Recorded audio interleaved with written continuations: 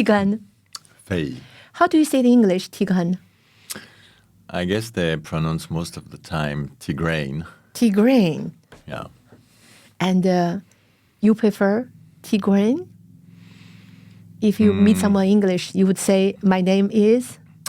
Tigrane, if you pronounce it the French way or the Armenian way, since it's a name from Armenia. Ah, Tigrane is also the way of Armenian pronunciation? Tigrane. Okay. Yeah. I did not know. I have been dreaming of this interview like for 10 years. For me, for a Chinese woman born in 1979, I feel like I'm the first generation since China exists, like for 5,000-6,000 years. And this is the first generation of woman. I can walk with my no shoes and let my feet grow and just be myself. I can take off of the social, it's like all social packaging and stay connected to myself and to nature. So I've been dreaming this Barefoot interview as sort of a dream of creating a space between two person, but we are never two person. We all come with 300 people behind. So if we can create a 4 hour, 2 hours, a space, and this space is like bubble between you and me. And this bubble, I will not ask too many too much personal question, but what's behind the energy, you. But I want to create this safe place. I feel like I can grow. And when I grow, maybe what we share can help other people to grow. Nice. So that's the intention of creating the show. And so I should start with someone I really trust. Someone I feel totally safe to be barefoot not only my feet, but my heart and my brain. I don't want to give myself any limitation. So although I prepared over 100 questions, but then I just start with something simple and see where the flow go. Because if I prepare too much, the nature cannot get in. Absolutely. So my first question is, who are you? I guess I am a man, born 1970 in France, in Paris. I've always been living in Paris. My mother was from Armenia. My father was from mix of all Europe. Basically, my life restarted when I was 5, 6, 7 years old, with a series of spontaneous experiences that you would call sometimes ecstatic experiences, something that takes you beyond the border of normal routine, beyond the limits of what we call reality. As a child, you don't question so much these experiences. You just live them, absorb them. You don't need to name them, but they change you forever. I have never had that experience. Can you try to explain? Yeah, I can try, even though by nature an ecstatic experience cannot be fully encapsulated in words. That would be a much too narrow translation of the nature of this mind-expanded experience, not only in the mind, actually, but also in the body. So my first spontaneous experiences, let's pick up one, for example, when I was 6, that I'm telling about in one of my books, Shaman. I was in school, basically for the first time, because before I was living in the countryside, I was connected to nature for a couple of years, spending more time with animals, the water, the sand, the trees, than human beings, actually. And so I arrived in Paris, which was a shock, obviously. At 6 At years 6, basically, yeah. And, which part of France, sorry? So I was near the Loire, you know, this wild, large river where you have all the castles from the Loire. Yes. And there I had some experiences as well of connection with nature, feeling to get dissolved and to be one with nature. losing the perception of your own limits, losing or at least softening a bit the limits of your individuality in order to be one with the one. When I arrived in Paris, I went to school, which I managed to skip when I was around the Loire. So I was a bit late at school. And then we had a collective, gymnastic lesson with groups and all the children screaming, etc. I was not really so much part of this, but I was still playing the game, and I didn't feel so isolated. I was trying to blend in. And here comes this day where we have to climb up to the ceiling, up to this rope, like we all did in this kind of collective gymnastic physical activities, etc.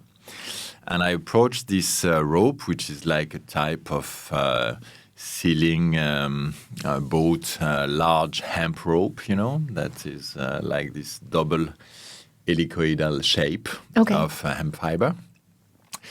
And the moment I approached this rope, I had a kind of a certain sensation that the moment was important and that there was more in this shape than what I could actually see in the object I had to go up to the ceiling with. I didn't pay much attention to this. And once again, when you're 6, you don't go so much in the When you left say brain. flow, you mean it's distorted the dimension for you to see, or it's a special physical feeling? It's like if it's a very visual feeling, like if you approach an object, which is this double helix, this rope, and that this suddenly triggers some archetypes, some sacred shape, some symbol, some geometry, which is ingrained very, very deep in you. You're not conscious of it. And it suddenly aligns some kind of unconscious knowledge with what you see in front of you. And this object kind of reveals that there's here a pattern which is beyond the object you're going to touch. And actually it took me years to understand that this double helix is also the one, obviously, of the antique medicine, is the one of the DNA, the double helix of the DNA, and of many other things, from little shells to galaxy, if you start to talk about vortex and spirals. Anyway, at this moment, I went there, and the teacher asked me to go and touch the ceiling. That was my first time ever, unlike the other guys there that had been already in school for a couple of years. So I started to climb up this rope, and the moment I approached the ceiling and was about to touch it, the world opened into two. My head opened into two. Basically, everything changed, if not to say everything suddenly appeared to be the opposite of what it seems to be. Like the air, what is empty around us, suddenly seemed very full, very energized, like crowded with presences, shapes, geometry, symbols, lights, waves, vibrations, while the walls, the ceiling, all around what we call reality, the materiality, which is supposed to be solid, suddenly, in the glimpse of an eye, seemed empty, basically empty, like a cloud of little luminous dust, but more or less full of emptiness. So this didn't come alone. It was not only the visual perception, obviously, because it's probably too much of a vision to be only a perception and only visual.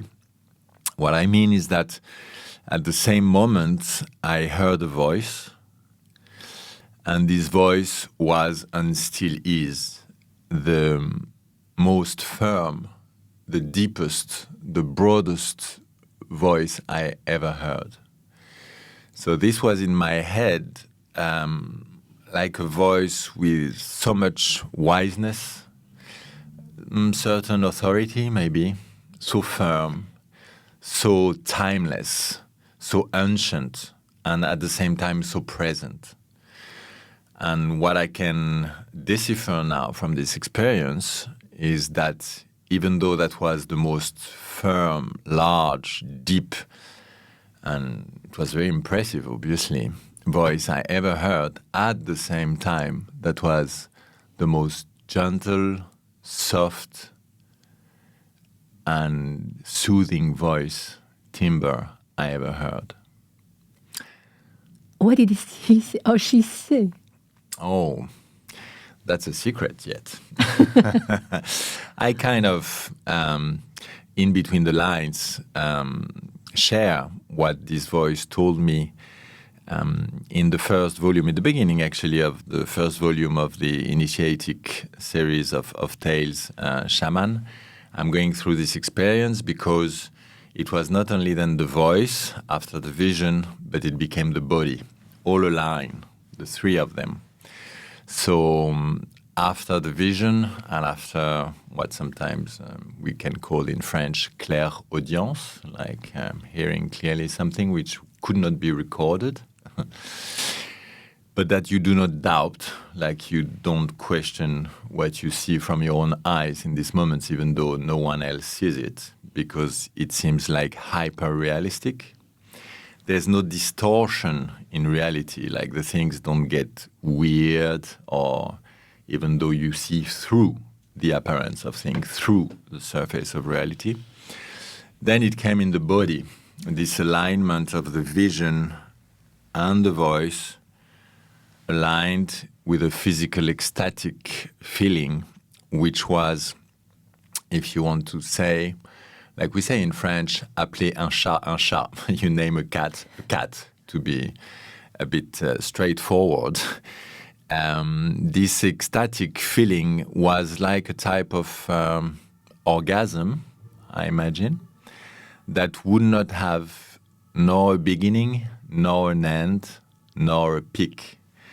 It was like a suspended, timeless, infinite bliss that was pervading all my cells from head to toes, but not only the body, the spirit, because I was conscious of this experience with my 6-year-old mind, and also the soul that was, I think, listening carefully to this super voice, super soul, whatever you want to name it, doesn't matter the label, that was kind of supervising this experience.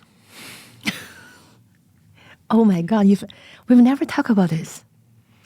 Well, there's a couple of things we could talk sometimes about.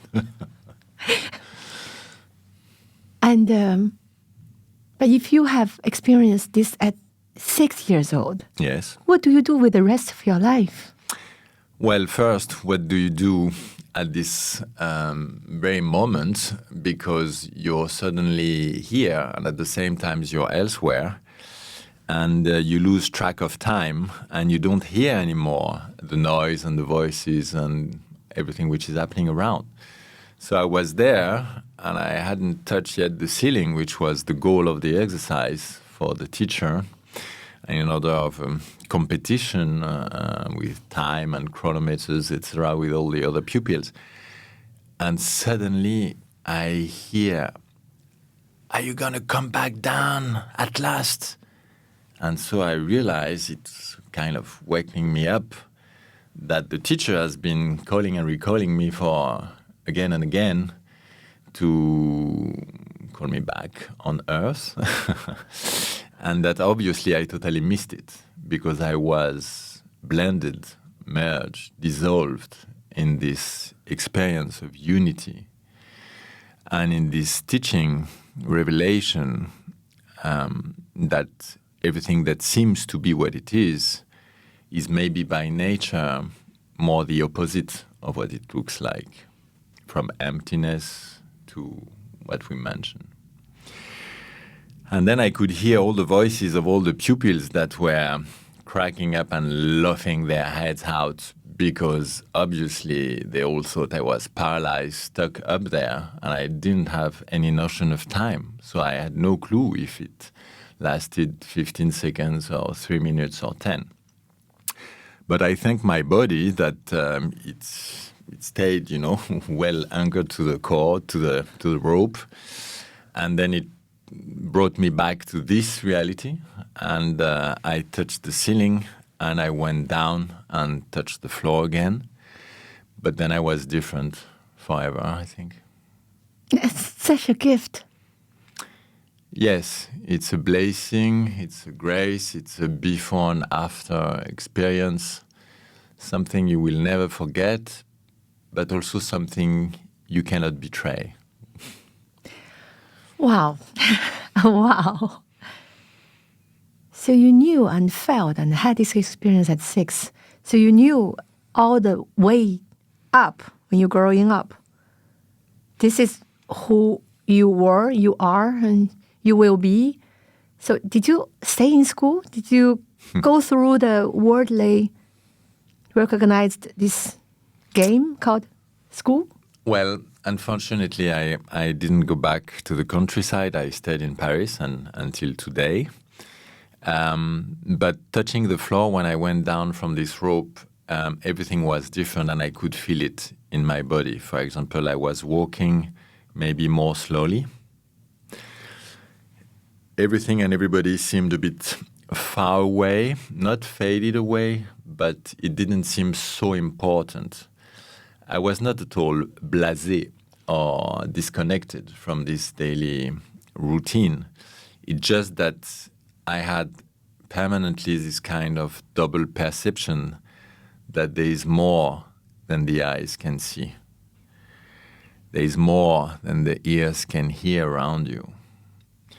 And then you stay with this kind of double perception all along, and this gives you a type of anchor, a type of rooting, and at the same time, maybe a type of opening that accompanies you. To be more specific, you feel in your body of 6 years old very, very not old, but very ancient. I think I know what you mean. I've never had this experience. Well, I left the forest when I was 5. So we had the same kind of period in the nature. Mm-hmm. When I came back to the city, which in a city in the middle of nowhere in Manchuria, I saw in our apartment fox, red fox.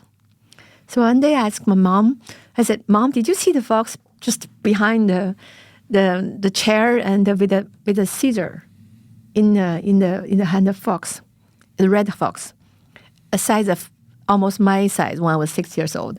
And my mom said, "Don't worry. I asked your grandmother to talk to her. It's the communication of it between the spirit of a fox with our grandmother. In general, she's taking care of the communication." Then I got scared. I shut down all the doors. I didn't want to see anymore. What was I scared of? Of yourself? Of the appointment you maybe signed for, even between to be incarnated here? Doesn't matter if you believe in reincarnation or not. You can call also parallel lines, probable universe. The wording is not so important. But maybe you were scared because you knew here that there was much more to see and experience. There was a deeper meaning. There was the revelation of something much broader than what your brain had been educated, if not programmed, and sometimes even conditioned for. So it's a bit like if you think you live in this 3 rooms flat, and suddenly one day you open the curtains, and through the window, your 3 rooms flat part of a little building of 5 floors transformed into a gigantic castle, and you bend your head by the window and you try to look at the limit of the castles. And obviously, if a fox is appearing to you in such a psychomagical way, Well, the limits of your reality, let's say this castle, is endless. You cannot even grasp it because everything you think you knew is suddenly shaken from head to toes. But I'm still afraid of seeing it again. I went to a vacation house, and I knew there was something in the top of the room, but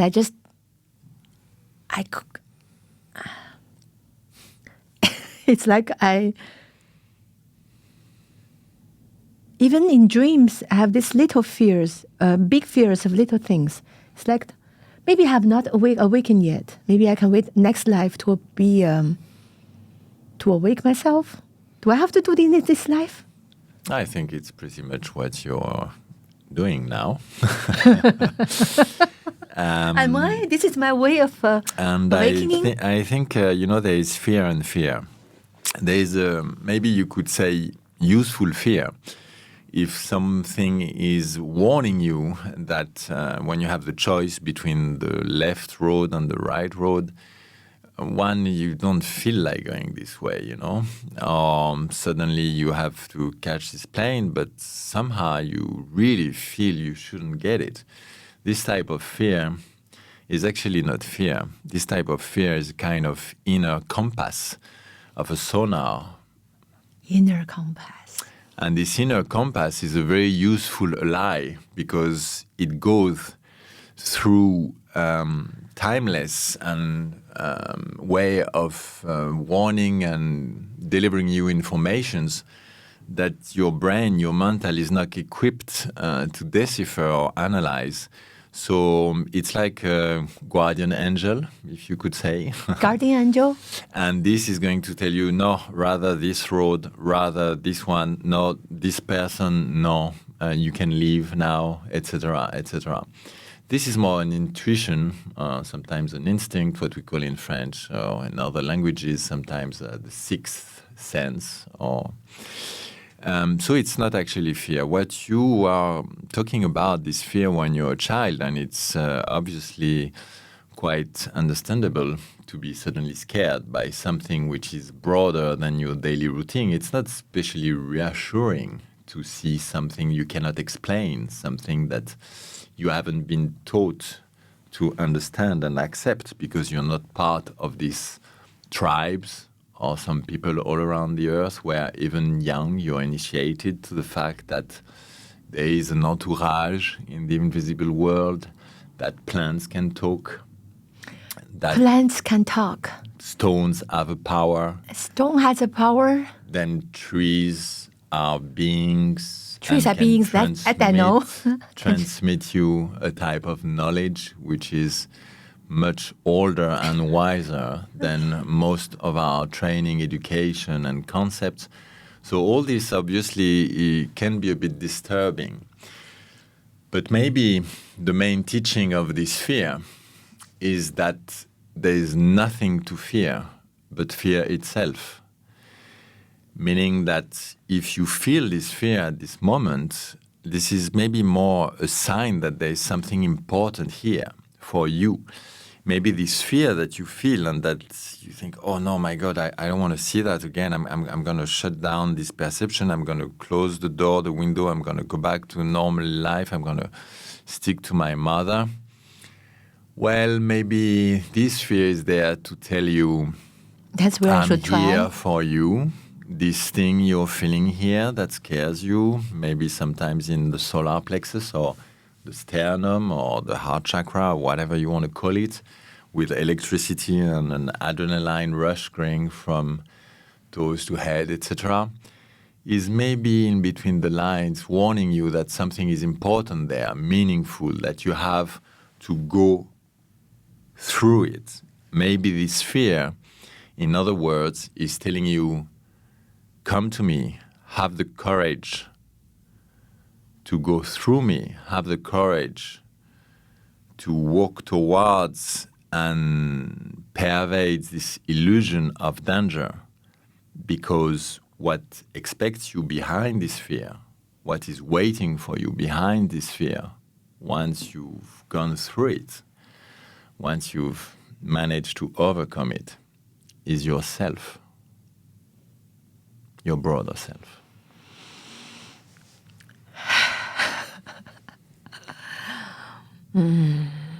That's maybe why in so many traditions, from shamanic cultures to healers to some spiritual traditions, and not only all around in exotic continents, etc., but also in Europe, also in France, also in our own regions, you have lots of rites of passages, initiations, etc., that have somehow part which is challenging.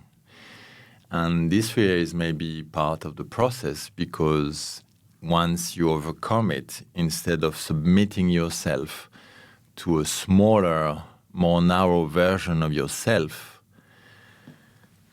you have the strength, the courage, the motivation, the intention, the self-confidence, and more than the self-confidence, the faith to overcome it and to become who you really are.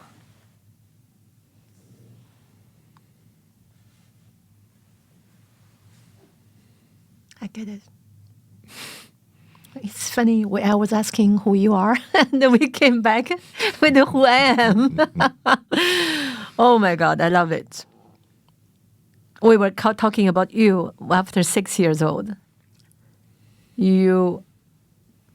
I'll meditate on what you just said and rehear it, the podcast, for 10 times to get all the underlines you were saying. But come back to you. If you knew the whole thing at 6, Sadhguru, the spiritual Indian leader, said something. He had it also very close to what you just explained. Is that why you became a family publisher? What do you do today? Is it related? How did you get from... Did you talk to your parent about it? Is anybody around you can comprehend? Once I went down from this rope and this ceiling, which actually, as you understand, was transcended to appear to be paradise on earth, maybe, or a glimpse, a taste of paradise on earth. I was, as I said, a bit changed, modified, etc. So first, before to go back home and talk to my parents, I could notice that I needed to sit down, not on a chair, but on the floor, talking about being barefoot, talking about naked feet on the grass.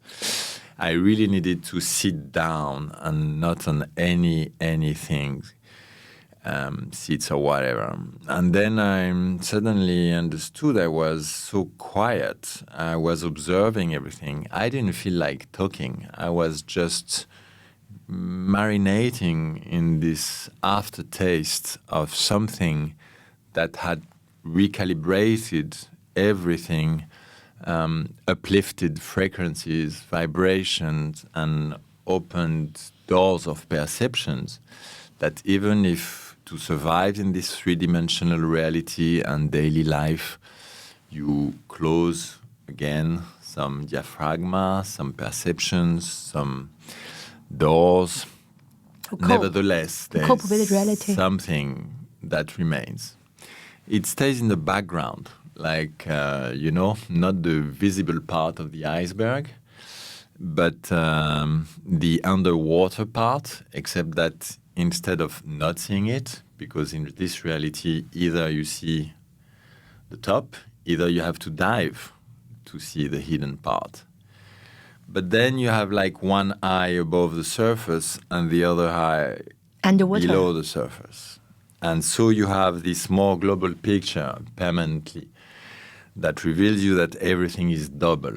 If you have one side in a page, you have the other side, a recto, a verso. And not only a recto and a verso, but a day and a night, a masculine and a feminine, etc., etc.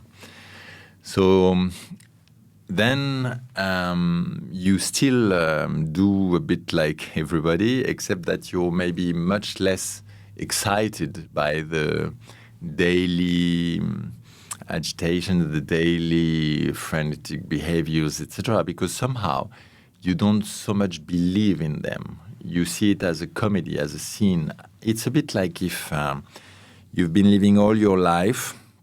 This is your life, your parents, the people you know, what you know about the world, etc., where you travel. And suddenly, this whole life,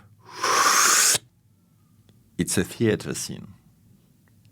And around this theater scene, there are loggias, alcoves, seats, a whole hemicycle of people watching from the invisible. People that are supposedly dead, but that are very much alive, so just that they transited to another state, another vibration. People that used to be your great-grandparents, etc., who was observing you, who are ready to help you, who are being there as benevolent helpers for you if you ask for help, because they would not interfere if they are not requested, if you don't clearly set up an intention. And more than this, you see that this whole life, there was this curtain, that behind this curtain, like at the opera, like at the theater, there are so many people working. There are so many machines, so many unbelievable that you cannot even talk about how prodigious, how fast, how magical, how ever-changing are all these machines and changes and plans and dynamics that are all taking care of what we call reality without sometimes having a glimpse of any of this for your own life. So obviously it makes you a bit different. Like to start of this moment, I could never ever, to answer your question about is there a relation with what I do today, to be a writer and a publisher. Yes, I could not anymore being part of a group and having the feeling I was part of a group, like I belong, I identify to whether it's politics, social, sport, etc. I could participate, but not identify to this. I could identify to the upper realms, I could identify to the trees, the plants, the animals, the stones, the elements, the people around me in another fashion. Why? Because after the dissolution of the limits of your ego and the perception of your own individuality, the other people are not really ultimately other people. They are you. They are other drops of the same ocean where you belong. They are other aspects of the source. We have one common source. So how could you suddenly really think about hurting someone else? That I get it. When I see someone suffering, I feel to suffer somehow.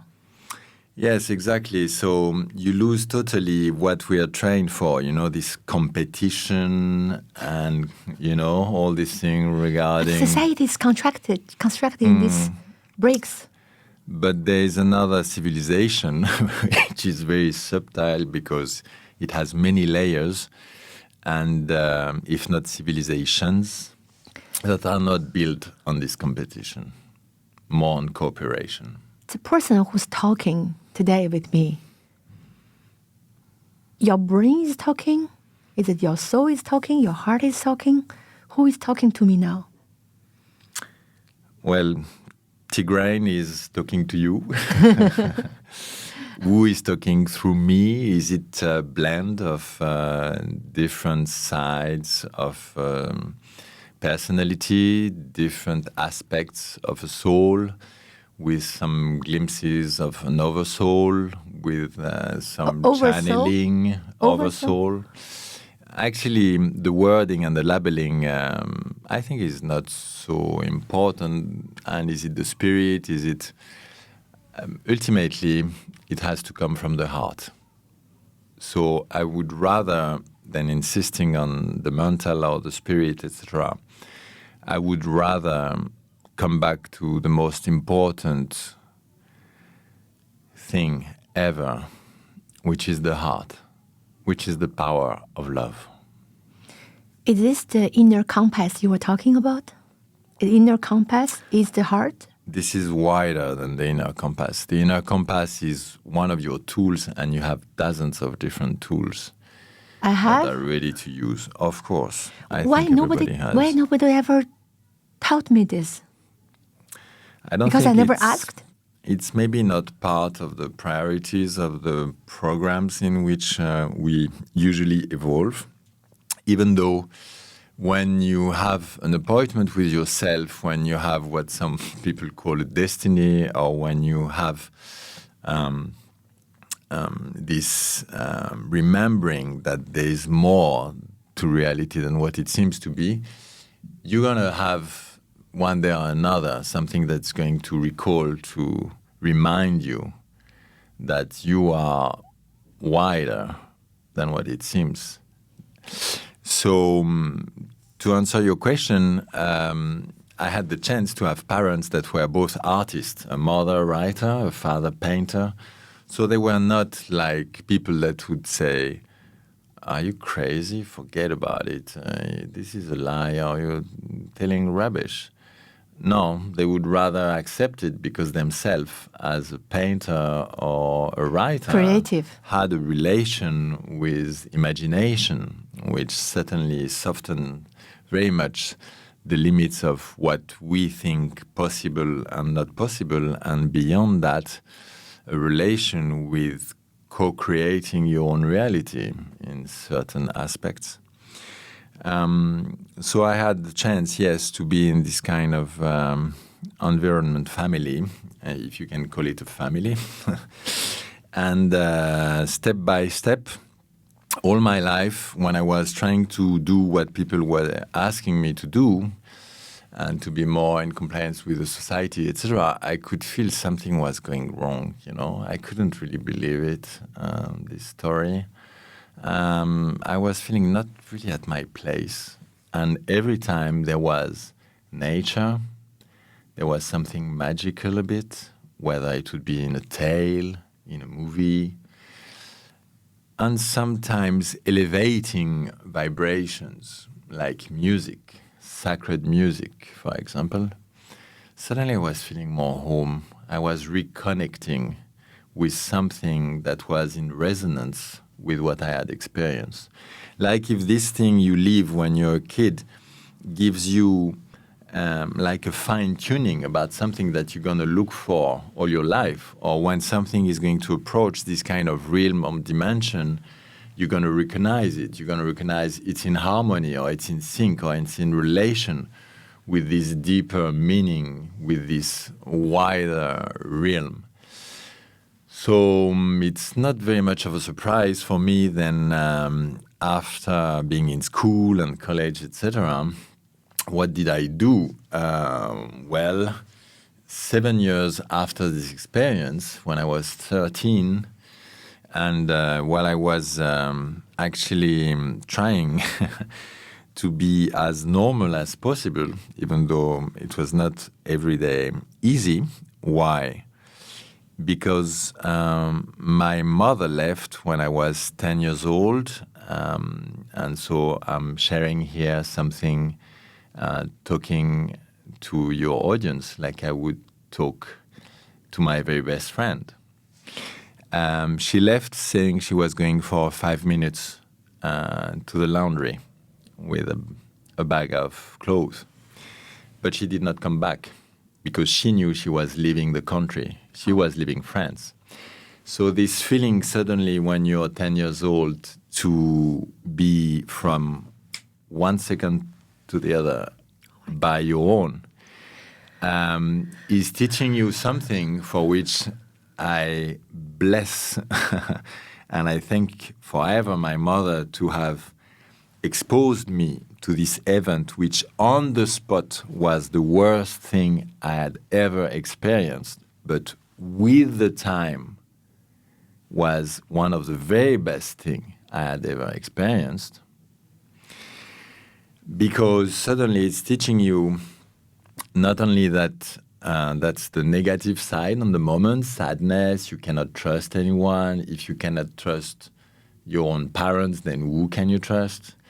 But this is just the appearance of things. There's a much deeper thing beyond negativity. And that's the whole point, to stop thinking that this event, for example, and so many other things, have an absolute negativity polarity. They don't.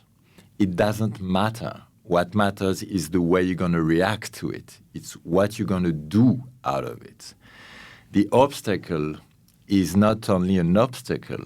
The obstacle is also the most fantastic ladder, the most fantastic trampoline, to overcome this illusion of something that's going to destroy you, impact you, or even kill you, in order to make you stronger, a survivor, and someone who is going to go through this illusion of positive and negative in order to reconnect with self-powers, with your own capacity to overcome what seems to be so undesirable, as one of the steps in your path to make you stronger. And as you say, what doesn't kill you makes you stronger, but maybe also wiser, until the moment that this illusion of what is bad and good will not remain this polarity, which is such a reduction compared to the real dynamics that are working beyond this type of events. So obviously, at the moment, that was not so funny. It's over beyond funny or not. I couldn't imagine if I leave my son at age of 10. I mean, how you destroy somebody with that, right? Well, maybe the person you most destroy is yourself then. I don't think it was easy for her neither, especially with the time, the feeling of guilt, the feeling, etc. Here comes something super interesting, that if you've been impacted by such an event, if the person who caused this has a feeling of guilt for years and years, I could stay, angry and like, this is not forgivable. It is not forgivable. She could stay, we could talk about this. She could stay immersed in this feeling of guilt and ruin our own life forever. And here comes one of the deepest gift ever, forgiveness. Because if after a few years you realize that there was... I'm so sorry. You don't have to be sorry. I don't have to be, but I do feel... The pain, the sadness, etc., is on the scope of the theater scene we mentioned. Behind the curtain, this is not about the pain. This is not about the guilt, the regret. Behind the curtain, this is about having the broader picture that you and your enemy, or you and your parent, or you and the person who seemed to be destroying you at one point, maybe you have a deal. Maybe you had a deal which is to give each other in this life an opportunity to grow faster, wider, beyond the limits of normality, beyond the limits of what you think acceptable and forgivable or not. This is a blessing in disguise, because by then, with the years, I couldn't believe you're smiling. With the years, you suddenly realize that if you remain sour, if you reproach anything, if you stay stuck with this past event, which is not part of reality anymore in this ever present, renewing present, well, you are being hard towards yourself. You are imposing to yourself a pain, and you are prolonging something which is not anymore. So that's first a teaching about present, going back to the present, here, now. Once this is done and this page is turned, after a while, what do you realize? That if you keep on reproaching to the person who did whatever, this is an example I give you, because this is one of the things that on the moment most impacted me, of course, because my parents were separated. They had separated each other when I was 5. So I was living with my mother. If my mother disappears from one minute to another, what is happening since the father is not there, you know? So then you realize that you go in an accelerated mode to become independent, autonomy, self-sufficiency. At 10. Yeah, and you grow faster. I don't mean that I wish this to anyone. I mean that it was part of my path and that I thank my mother and the existence for this, because what came after was one gift after another. Why? Because once you realize that you are getting sour yourself, inflicting something against yourself by having reproach or by not forgiving, you can get free of that.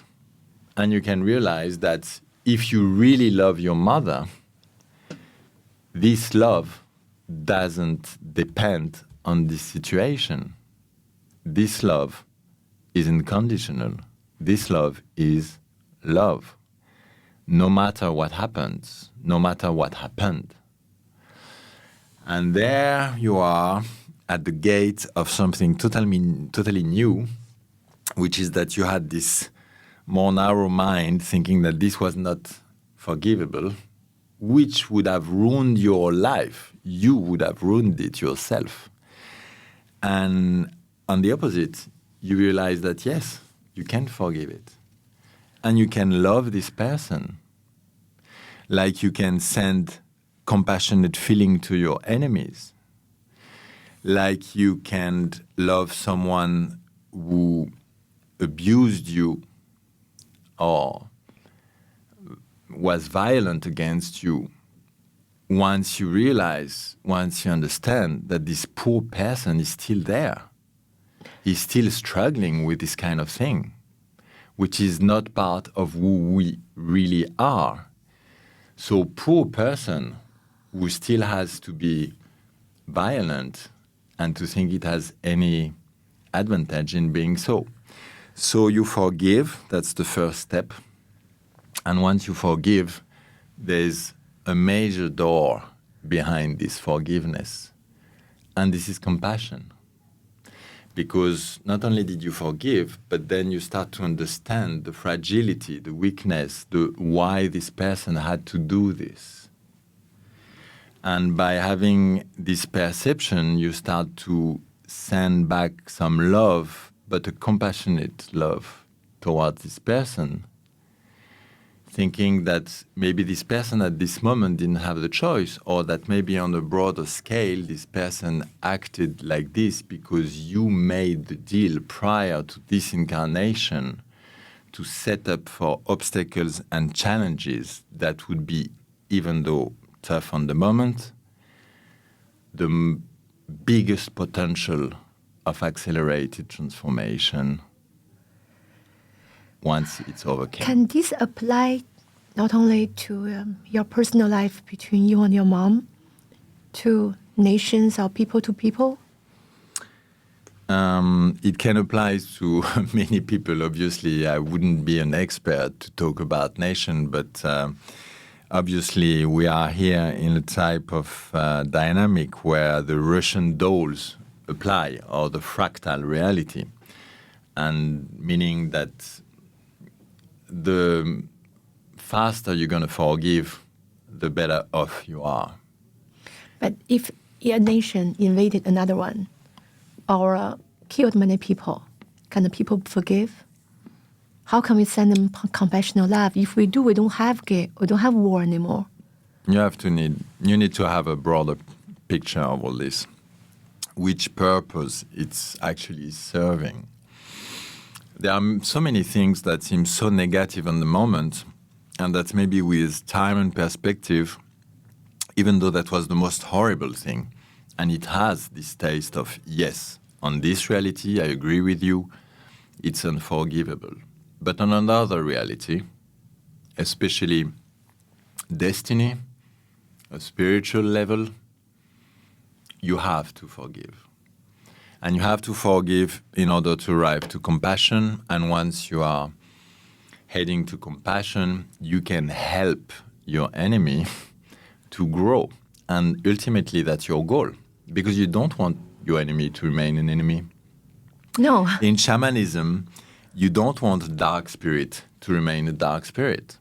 So what are you going to do? You're going to spend your life fighting back? This is endless. The evolution would rather be to, once you have this broader picture, convert, if I might say, or show the way of the light to your enemy or to a dark spirit.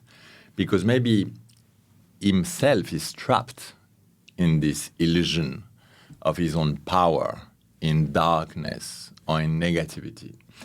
And maybe that there is a higher realm of love that dissolves everything. Maybe there is a higher frequency of light that pervades everything, which is the source. Maybe that once you take out the light, there is no shadow anymore. But when you take out the shadow, what does remain? The light. So maybe you have people that are a bit lost in their own ways, and that the day that instead of being sustained in this fight back, enemy, rivalry, opposition, etc. dynamics, they will be suddenly astonished, because instead of seeing yourself as a victim, instead of seeing yourself as their own enemy, you're going to open your heart more than ever, and you're going to embrace them in a vibration that pervades any possible negativity. They will just dissolve, vanish, surrender, like the little children who was only waiting for love. What you say is so important. If you say so. And all the questions I prepared, the worldly question, most of them does not make any sense anymore. But I do want to ask some bizarre question related to the material world we are.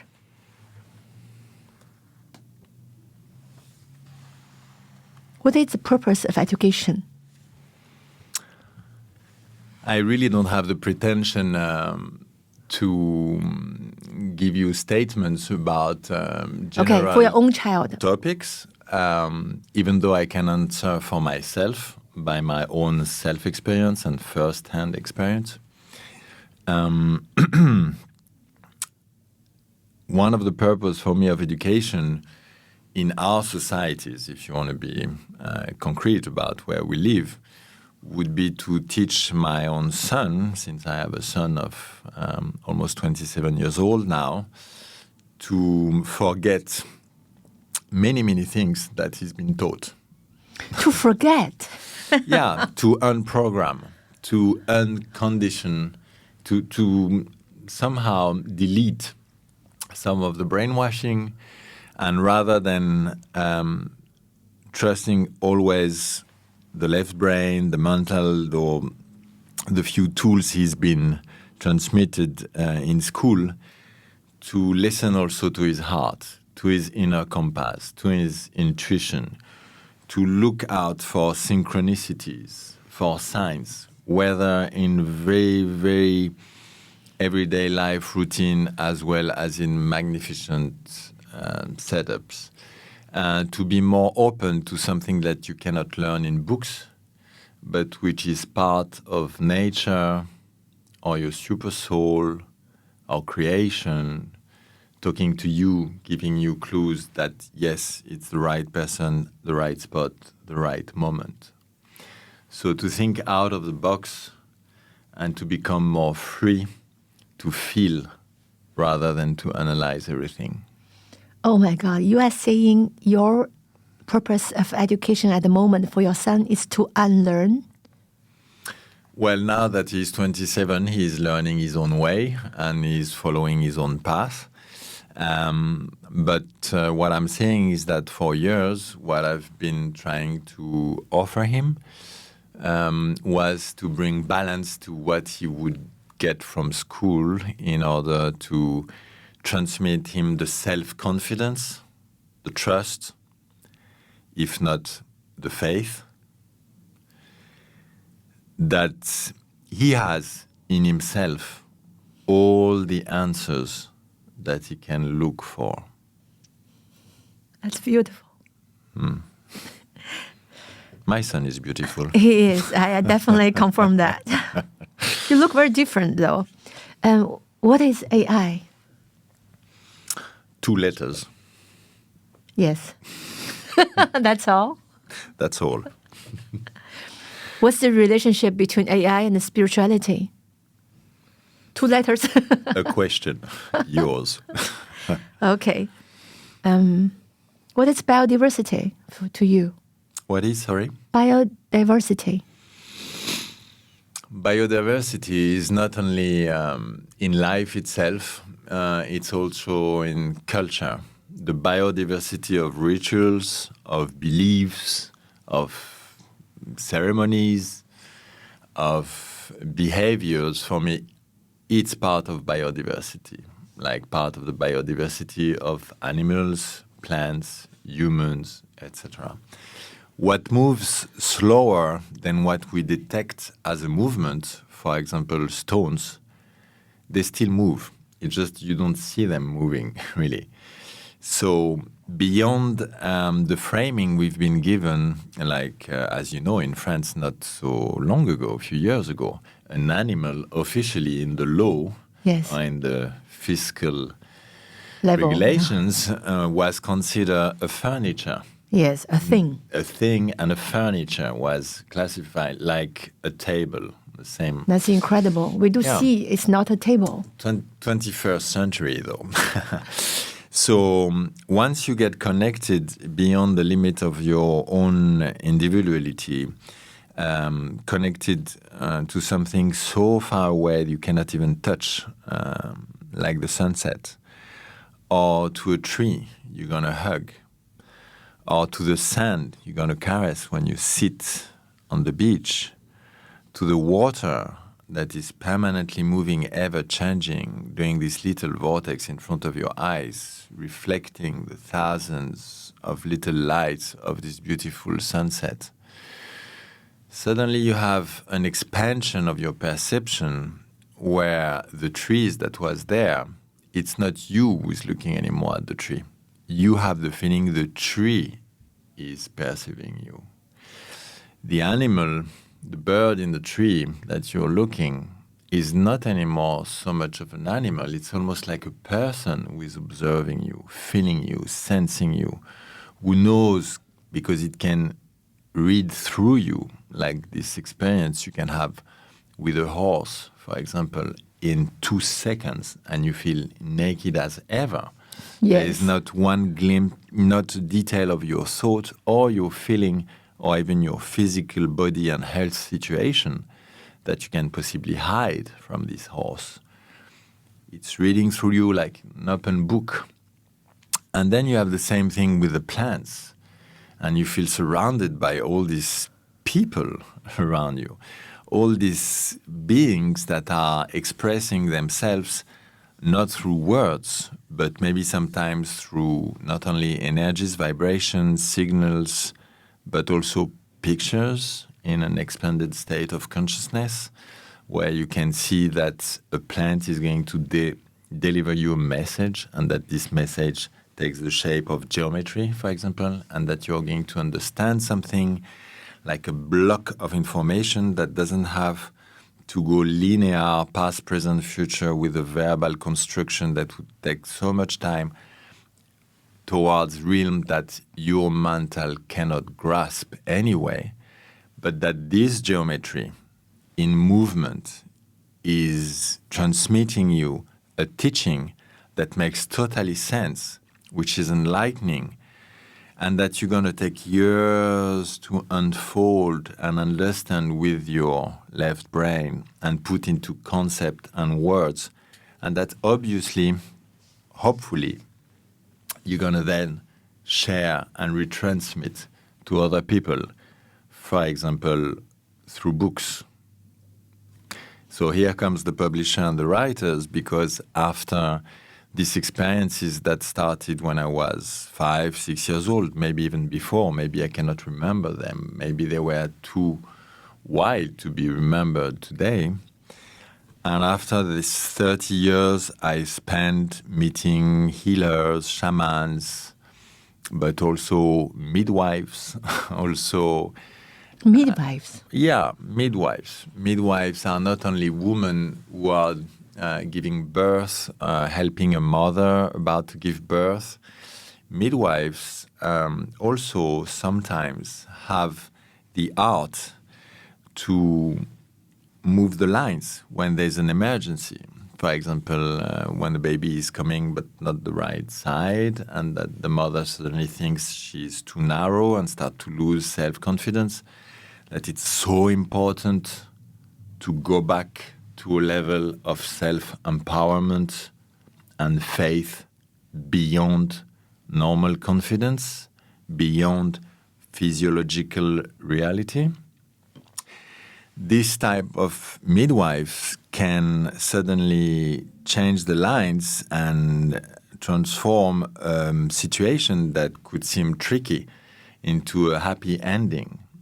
So the midwives, because today a lot of people are talking about the first shamans and talk a lot about men, etc. But I wonder if the first shaman were not first shaman woman, and if this first shaman woman were not, for example, the midwives of the past, of our past history, because it's such a key moment. It's so important for the tribe survival, for the future generation, to make sure that both the baby and the mother are going to survive. And when you are an expert into this gate entry towards this world of the baby about to come, when you become an expert of this opening gate, of this portal, don't you also become an expert in calling some energies, working with some spirits, with some helpers, with the invisible, with this self-empowerment that is going to be so useful at the other extreme of life, meaning when you're about to depart, when you're about to die? And these midwives, then the most qualified people to also accompany someone which is at the end of his life, and where it's also very important that the person lives in peace, both for the people that remain and the generation after this person's departure, and for the soul of this person also, in order not to get stuck in the limbo, and in order to go as smoothly or quickly as possible towards our source, towards the light. Oh la la, I was asking for biodiversity. You explained the whole course of your connection between lives. Oh my God, I have so many questions. Do you talk to animals? Do you get information? Why do you live in Paris? I mean, you are so connected. Yes. To speak the truth, to be as honest as I can, I'm very surprised to still live in Paris myself. I thought to go to nature. I'm missing nature. I very much feel to go there. But every time I was about to make this move, and still today, then there's this little voice, if not big voice, that comes back to me and that say, you stay at the very heart of this tempest in which we are right now. Tempest. Of this kind of hurricane, because we are in the middle of a type of hurricane, even though it's what is not hurricane? always visible. Well, you have the natural phenomena, but you also have other phenomena in society today, economy, etc., etc. So without opening these doors, lots of things are shaking right now, changing, transform, need to transform, etc. Metamorphosis, crisis of evolution, etc., etc. And since a couple of years, it becomes more and more visible, not only in the natural world, but also in town, society, etc., etc., on all levels, probably. So while we are at this very both challenging and exciting time of history, this voice keeps on telling me, even though you go and reconnect to nature and swim in the salted water, and go to these waterfalls, etc., etc., go in the trees, in the forest, go barefoot here and there, go and touch this stone, this natural cave, etc., etc. Basically, on your daily life, you remain in Paris at the heart of this thing which is so busy and so, in appearance, opposite to what you cherish and are attracted to. Oh my God. Because from this spot, you need to spread some of the things you can share. Tigrane, I have the same voice. No, I just came back from Beijing. I had the same voice. This is a place I should be. Although I'm suffering from the pollution, I'm suffering from the disconnections. But I have the same little voice who's telling me, no, this is the place you're supposed to be because this is the light. This is where it's happening.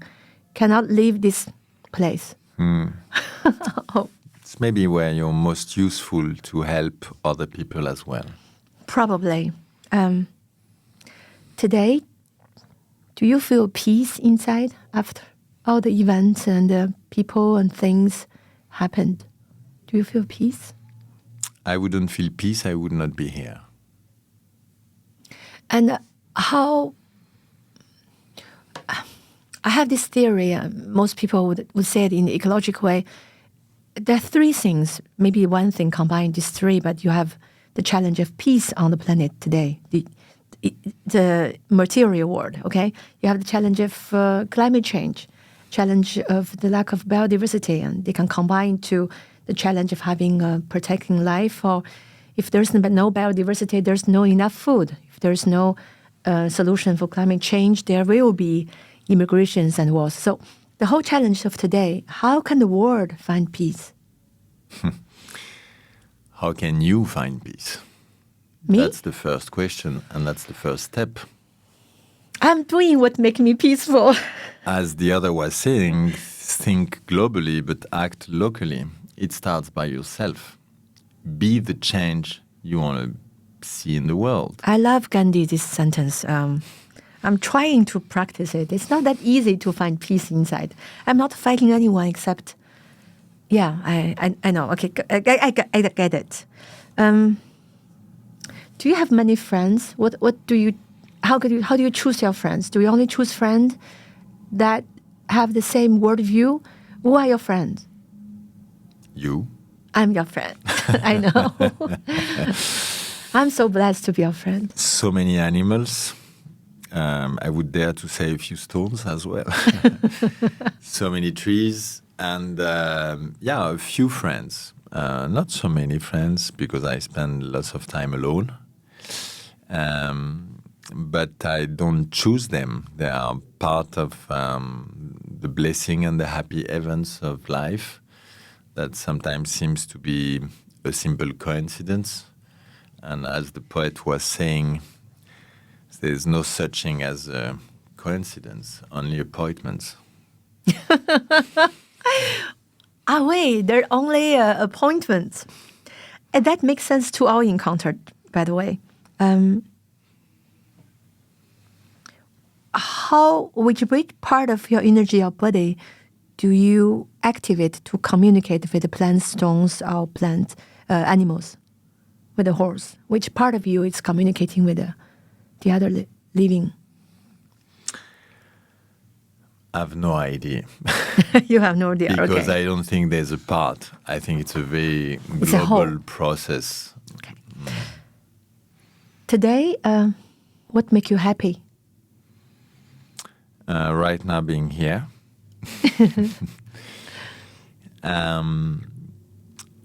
Any glimpse of light coming from the sun in between two clouds and suddenly bringing a warm caress to my cheeks is enough to make me very happy. Well, we all have that gift, right? Indeed. Can people who suffered a lot from their childhood, we cannot all overcome them, right? You are exception when you talk about the different difficult moments. I have mine. People have their own self-trauma or moments that's hurtful or really they couldn't get over it. How can we really get... You have your conscience. I mean, you are quite exceptional in our world. How could a normal person living in the middle of Jakarta or Beijing or Hong Kong or Japan, that they can liberate their own childhood trauma? I don't think I'm exceptional. It's just we are at different moments, different parts of the board, etc. And we're here also to transmit and share what helped us in our own evolution and understanding in order to help other people to maybe gain some time, self-confidence, clarity, and move forward without losing too much time and energy. But basically, it's always the same question. What makes you feel better? Is it really to repeating yourself this thing about this trauma of childhood? Is it to try to see it differently? Is it to, for example, and that's the power of imagination, replaying this terrible event, and instead of reliving it for the 100th time and having this loop of the trauma reinforcing it, that's wrong. You cut it. You take a deep engagement towards yourself, a sacred deal between your spirit, what you control, etc., and your inner child, if you want to call it that way, or your soul.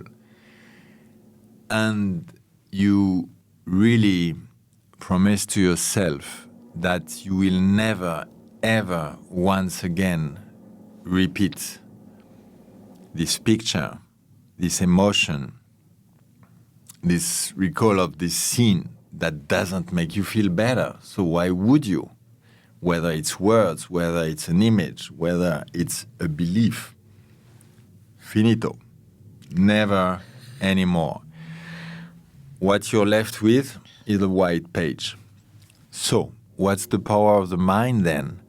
The power of the mind would be, for example, in your imagination to say, and it's not being in denial or whatever, it's being a creator and it's triggering some magic in the invisible realms and in the connection that this event left with some links towards these people, whether they're still alive or not.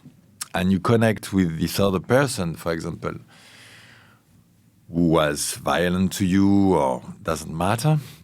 And you say, okay, I'm going to replay this scene now because what I want to do is to feel better. Obviously, what else? That's the whole point. And what makes me feel better? Well, for example, to imagine not that it didn't happen, but that if we were meeting now on the soul level or on a parallel line or in a probable universe or in a future reincarnation, whether it doesn't have to be future actually, you would replay this scene differently. So you connect with this person. I had myself terrible moments with my father linked to violence and alcoholism, etc., which I suffered from being a child. And then my father, not so long ago, a couple of years ago, was about to depart. So I did this thing to replay all these scenes and trauma and I had in mind because I definitely wanted to be as open, soft, gentle, loving, caring, compassionate towards him when he would leave. And so I replayed this scene. I think he replayed them himself by forgetting them because sometimes it's too violent and you choose amnesia. Avoid it, yeah. And so I replayed them, and step by step, I imagined scenarios that were very pleasant and meaningful, both for him and me, like if on a soul level we would agree to choose another probability. And once you do this work with imagination, but not only with the mental, that you feel it physically, you have to feel it in your body, you have to incarnate, integrate it. Obviously, you're totally different towards the person, and you can arrive to this very same person, embrace the person, being gentle and loving and caring towards this person. And the person is melting down because the person feels that there is no more reproach, there is no more guilt then on his side, and there is no more bitterness on your side. And then what do you have? Love. Love. I do see the gift now. I do see my grandfather, what he did to me. It was a gift in the soul level. And his spirit is actually very proud of me because I created a publishing house. And he told me I was nothing. And by this revenge, he showed me a way, in a way. But I didn't get it when I was 6. But now I do get it now. And I do feel a lot of gratitude because he forged somehow for me to accelerate to where I'm supposed to go. Of course. Yeah. By the way, creating a publishing house is not the... you spend... anyway, I spend 70 times of my time doing the things I don't like, and only 30% of my time I think I'm doing things I love. So it's never a single easy ride. I go back to what you said just now when you talk about reincarnation now in the past or in the future. Why did you...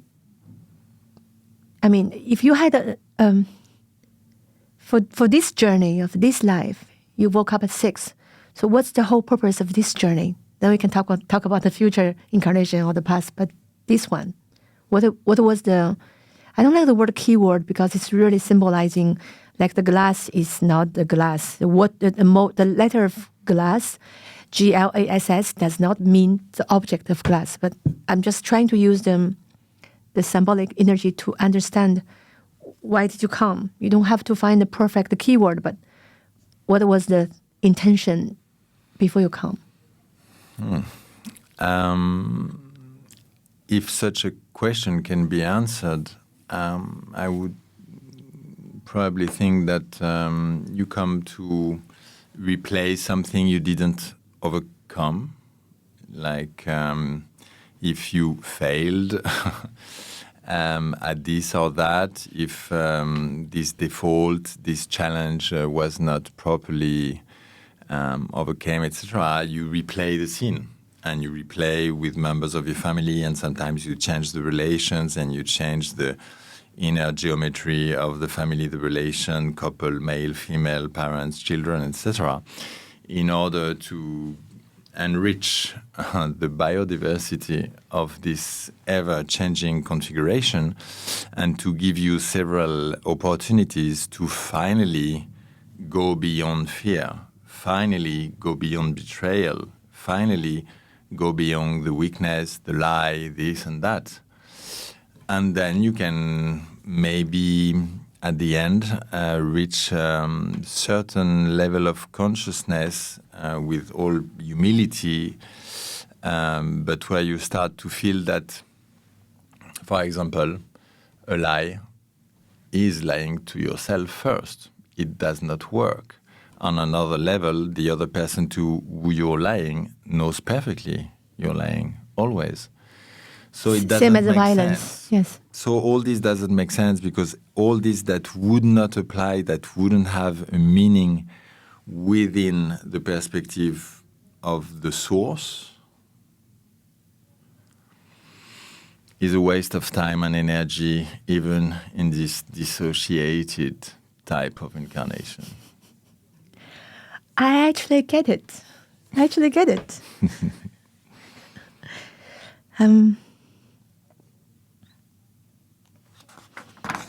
You answered my question before I even asked it. Is that what the plant told you before we start? The plants have their ways. Today, what was your last thought? I mean, oftenly before you go to bed, before you sleep, what often is and was your last thought that keep you awake, or for you to fall asleep, you think about that before you? I think it's related to something that whether you're a believer or not, religious or not, it doesn't matter. It's far beyond that. Something you would call maybe praying, and the intention to receive within the dream state some teachings, connections, energies that are maybe too subtle, deep, wild, or magical to be handled within our daily life. That's wonderful. I think that's a wonderful prayer. It's like we had a lot of lesson or gift during the day. And before we go to another universe, when we fall asleep, and we ask for some teaching and message. Well, that's wonderful. I'll try from now today. I'm sure you have a direct telephone with your inner child now, with all years of practice. What is this little Tigrane today at the very moment? What he wants? What he feels like? Saying or going or doing or playing? Simplicity and harmony. Simplicity and harmony. Yeah. Simplicity in terms of business, materials. What kind of simplicity? In terms of simple is best, in terms of sometimes less is more. Yeah. I'll take my jewelry off. Okay, less is more. Simplicity and harmony. Harmony with who? With what? Everything. I think there's no limit in an inner child perception of his own well-being. You don't set up for limits and borders. You just are on the present moment, and you are not thinking mentally until where it goes. To the harmony of the whole field of now. Yeah. Okay. Do you still hate something or hate someone? No. No, it's finished? Do you still struggle with something? Talking about hate, I don't think it even started. Okay. All right. And a lot of my spiritual, intellectual friends, especially in France, they all have this challenge of money. Like one of my friends started foundation in Shanghai for the Green Revolution. You know, it's like they feel like money, we should not have money if we are spiritual, or we should not be rich because being rich, at least in French language, in French culture background, like everybody has a problem with money. What do you feel about money? What is money? I'm not an expert in money, so I could repeat things you probably already heard. If today we have another perception of it being more an energy and a flow than something that has an absolute value in itself. What surprises me is the way we are sometimes being taught that if you have money, you're not pure. etc., etc. I've been living also as a child with some artists around, whether you have some artists who don't have a problem with money, but some artists, like both my parents, that were definitely applying this belief that to be a pure artist and a free soul, somehow you have to be poor and not being compromised into money issue, strategy, financial assets, etc. There's obviously more to it. What strikes me is this thing you see in 99% of situations of both a legacy or separation, like a divorce, or a legacy like heritage, like someone who's dying, etc., is that the majority of people usually seems to be more attached to money than to peace in between a couple who get separated, or in between the different children of someone who passed away, which is very weird because obviously nothing of this will survive. Nothing of this materiality will keep an everlasting value somehow, while relations do survive. Even and beyond. Relations have timeless nature, which is the richness, the challenge, the meaning of all this interaction and connections. So basically, in that perspective, money is often a trap, an illusion towards which people get over-attached. And by this step, they sacrifice something which has much more value, which is obviously the quality of the relations. There's a saying, that in French you say, "Tu ne l'emporteras pas au paradis." You will not bring this money or property, whatever, to paradise. But your personal issues, the evolution through relations, challenges, etc., most probably yes. That's true. That's so true. Would you be comfortable if you are very rich? We'll have to try this first. If you could today talk to the Tigrane when he was 10 years old, what would you say to him? Don't worry, it's going to be okay. Yeah, it's going to be okay. And if we are hearing this podcast like a times capsule, in time, in 2123, 100 years from now, and somebody was listening to the podcast, what would you like to say to the person who's listening to the podcast 100 years from now? Thank you for your time. We are still here. And we do enjoy very much this moment. What was the longest lesson? I mean, the lesson that took you the longest time to learn? I'm right in the middle of it now. What does it mean? I think the lesson never ends. Oh, the lesson never ends. So, do you believe you created all your reality? Or at least co-created, yeah.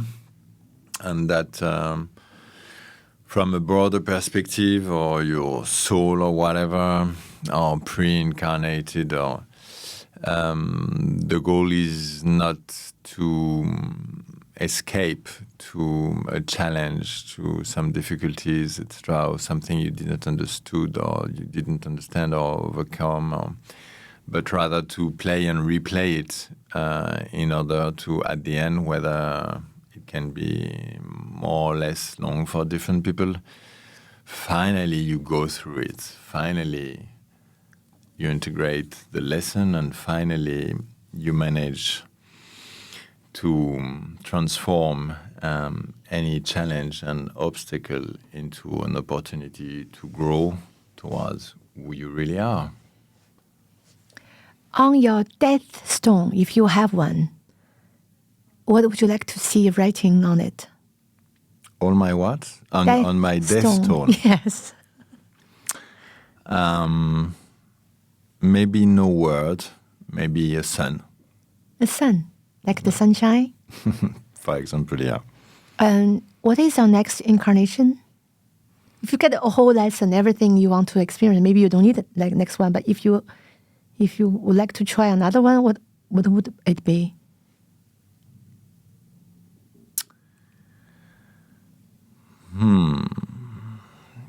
I'm very fascinated by this incarnation.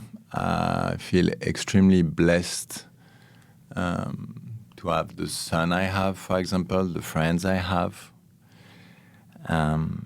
So I would maybe just go align with this, having maybe some more shortcuts, this life being already experienced, towards simplicity and harmony without so much struggle before.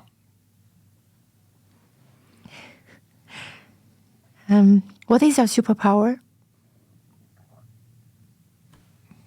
Being alive. That's a superpower? Well, we are all alive. People listening to the podcast, they're all alive. Yeah, we all have superpowers. But I mean, gift is something that for you it's very simple to do, but for maybe somebody else it's really difficult to learn. For me, it's communication. I realized for my brother, he spent 4 years to learn German, and he still couldn't speak fluently German. But for me to learn English or French, it's just easier, like a gift. Mm-hmm. Well, I guess there's maybe something in between communication, a few things with the hands, the movements, energies, transmitting, sharing, etc., etc. Why you talk about the hands? What about the hands? Oh, I don't think the plant next door gave me yet the authorization to confess this. All right. Oh la la. What do you think or feel about China? I don't know. I'm not at all an expert on all these global situations, and I just know that I've experienced very different type of Chinese music, ancient music, the very different type of Chinese food, very different types of translated literature, paintings, etc. And it's almost overwhelming of diversity. But a part of this, you are the one to be asked this question. Yes, that's true. What about books? I can feel when I touch a book, since so many years of doing books. When I touch your book, I feel it. In French, we call it habité. Some soul in it. Sometimes I touch a book, this is empty. There's nothing in it. Do you want to talk a little bit about your books? Are you a shaman? Because the title is called Shaman. Okay. If I were a shaman, I don't think I would say it. Okay, you are not a shaman in theory. These books... yeah, we can see it from the video. These books are... The cover is so amazing. 6 volumes of 2 cycles, 2 trilogy. There's the Mongol Adventure. There's the Amerindian Adventure. So there's a first trilogy happening mostly in Mongolia with flashbacks, etc., in France, because they are initiatic tales. But all the flashbacks, souvenirs, etc., from the youth until today are exactly what happened to me. I didn't change the name, the situation, the dates. It's purely autobiographic. And this is interwoven with the initiatic tale, which gives me the opportunity to take the essence of what I've been living, experiencing, receiving for 30 years with healers, shamans, but also people who are, like you say in French, magnétiseurs or barreurs de feu, like fire blocker, etc. Or, as we were saying, midwives, etc. Or people that would not self-label themselves or call themselves a shaman or a medicine woman or man of power, knowledge, etc. But also with or without plants, with or without drums, with or without animals.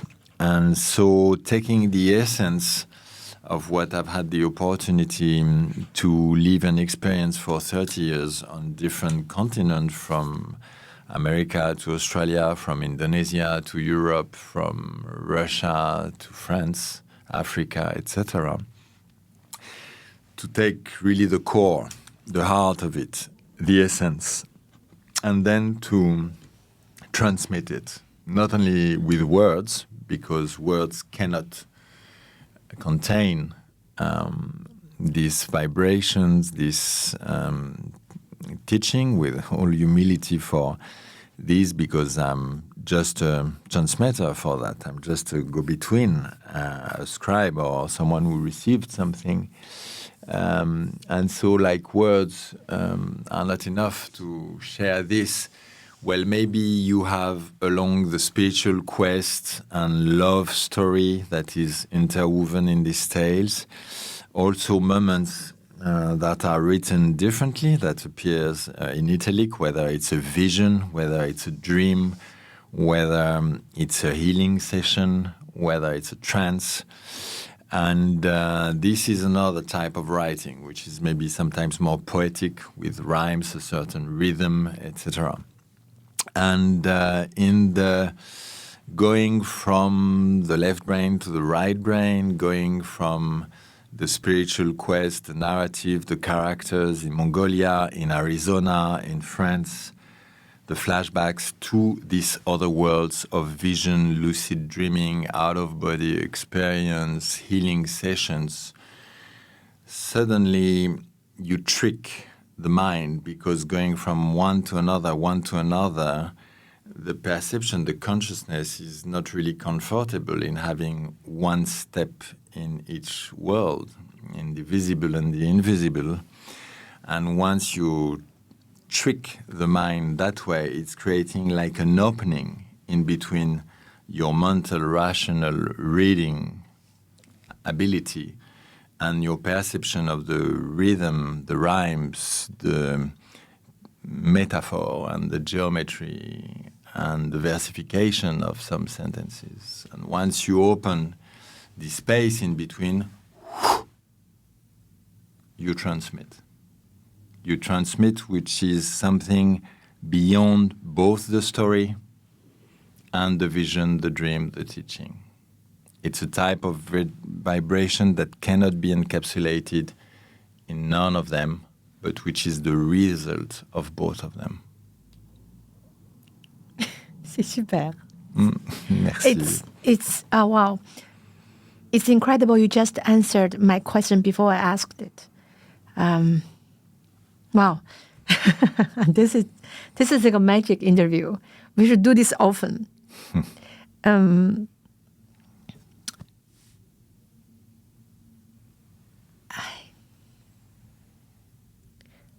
I've learned so much already as a friend from you.